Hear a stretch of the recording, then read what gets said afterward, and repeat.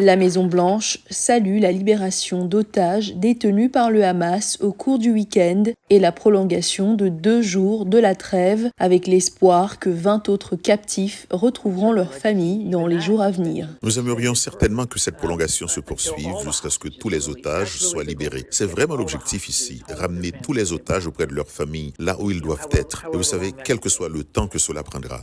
Des deux côtés de la frontière, les échanges du week-end ont été célébrés.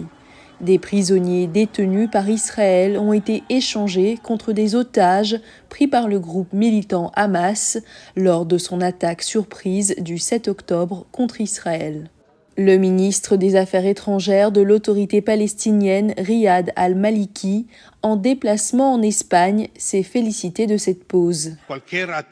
Toute attaque israélienne, au lieu de tuer un enfant, en tuera 2. Pour nous, il est donc important d'essayer de prolonger cette trêve le plus longtemps possible. Le Premier ministre israélien Benjamin Netanyahou, en se félicitant de la libération des otages lundi, a réitéré son principal objectif.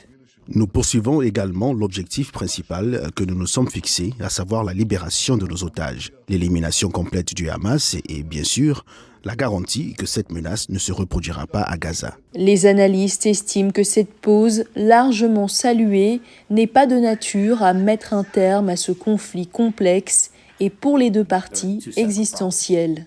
Il y a 2 problèmes distincts. La fin à long terme des combats nécessitera le démantèlement du Hamas, probablement pas de manière réaliste, l'élimination complète de tous ses combattants, de toutes ses capacités ou de toutes ses idées, mais les dirigeants doivent partir. La capacité du Hamas à gouverner Gaza doit disparaître et je ne pense pas que cela ait été modifié de quelque manière que ce soit par la pause actuelle dans les combats. Le président Joe Biden s'est félicité dimanche de la libération d'Abigail Eden, le seul otage américain de l'échange du week-end. Une petite fille nommée Abigail, qui a fêté ses 4 ans, a passé son anniversaire, celui-là, et au moins 50 jours avant cela retenue en otage par le Hamas. Aujourd'hui, elle est libre, et Jill et moi-même, ainsi que de nombreux Américains, prions pour qu'elle s'en sorte.